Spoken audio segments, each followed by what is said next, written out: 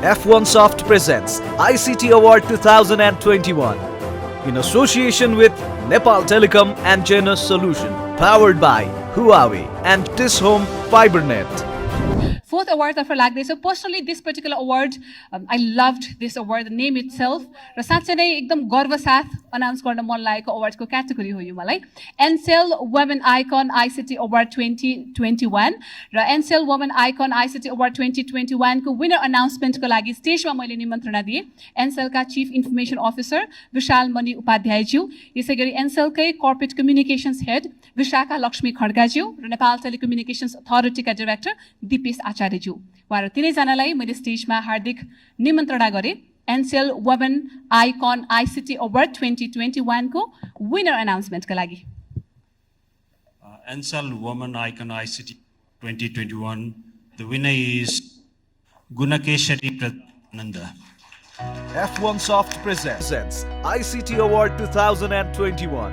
Ansel Woman Icon ICT Award 2021.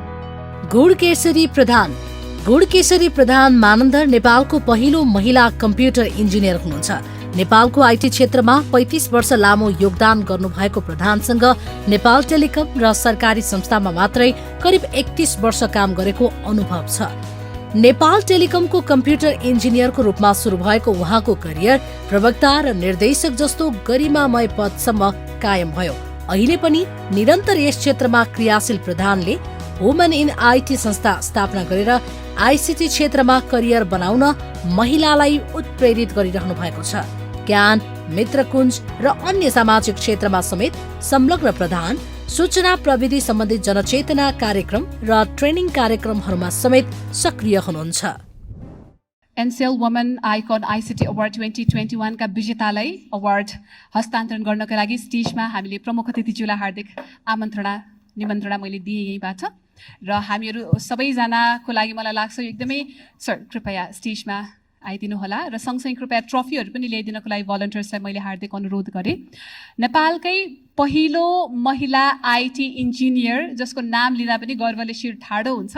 हामी सबैजना जोरदार तालीसहित बधाई सहित उहाँलाई स्टेजमा हामी निमन्त्रणा दिन चाहन्छौँ. गुणकेशरी प्रधान मानन्दरज्यू, जसले यो वर्षको Ncell women icon ICT Award 2021 बाट सम्मानित हुनुभएको छ. मलाई त लाग्छ तालीको वर्षा रोकिन्नै हुन्न. Being the first women IT engineer of Nepal itself is a matter of great pride and honor here. And we're equally honored and very, very happy to honor her. Ncell women icon ICT Award 2021. प्रमुख अतिथिज्यूले सम्मान गर्दै हुनुहुन्छ गुणकेशरी प्रधान मानन्दरज्यूलाई Ncell women icon ICT Award 2021 र गुणकेशरी प्रधान मानन्दरज्यूलाई एनसेलको तर्फबाट 3 lakh rupees पनि उहाँले प्राप्त गर्नुभएको छ. ट्रफी पनि रहेको छ. Ncell women icon ICT Award celebrations here, ladies and gentlemen. र एनसेलका CIO chief information officer Vishal मणि उपाध्याय सरले 3 लाखको चेक पनि हस्तान्तरण गर्दै हुनुहुन्छ. Congratulations ma'am, thank you very much. स्टेजमा उपस्थित सम्पूर्ण व्यक्तित्वहरूलाई मैले हार्दिक धन्यवाद ज्ञापन गरेँ. पुनः आसन ग्रहणको लागि हार्दिक अनुरोध पनि गरेँ. Ncell women icon ICT Award 2021 का विजेता गुणकेशरी म्यामलाई आफ्नो छोटो विनिङ रिमार्क्सको लागि अनुरोध गरेँ. म्याम.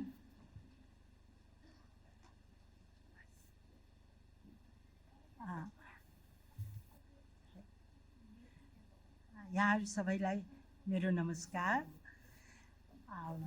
यो अवार्ड दिएको अर्गनाइज गरेर दिनुभएकोमा लिभिङ विथ ICT तथा सम्पूर्ण यहाँ ICT परिवारलाई मेरो मनदेखि धन्यवाद दिन चाहन्छु. र यो अवार्ड भनौँ भने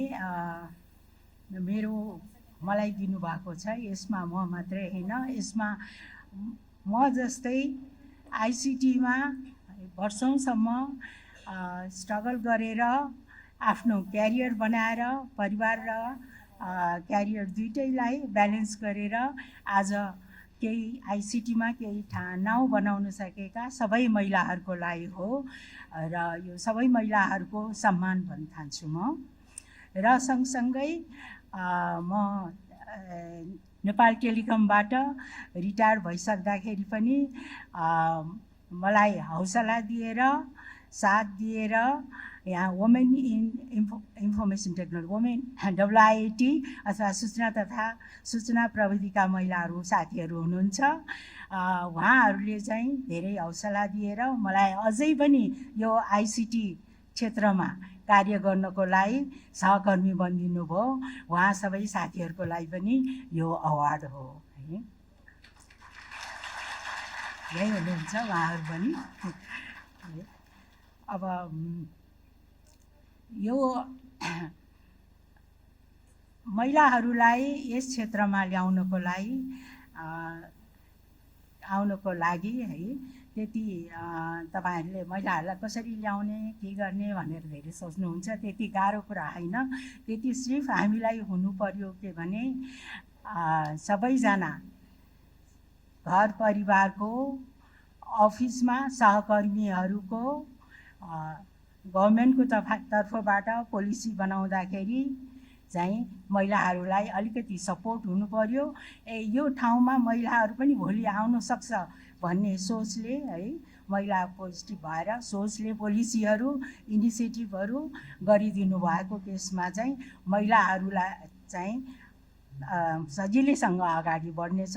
यो कुरालाई चाहिँ परिवारले पनि सोचिदिनुस् है, सहकर्मीहरूले पनि महिलाहरूलाई अलिकति साथ दिइदिनुस्। अफिसमा हामी धेरै अगाडि बढ्न सक्छौँ।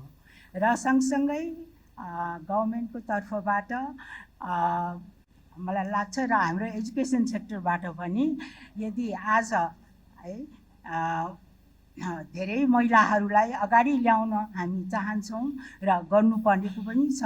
यस्तो केसमा चाहिँ एजुकेसनदेखि नै बेसिक एजुकेसनदेखि नै स्कुलदेखि नै सबै महिला बालबालिकाहरूको लागि चाहिँ आइसिटी भनेको कुनै गाह्रो कुरा होइन। यो पनि सरल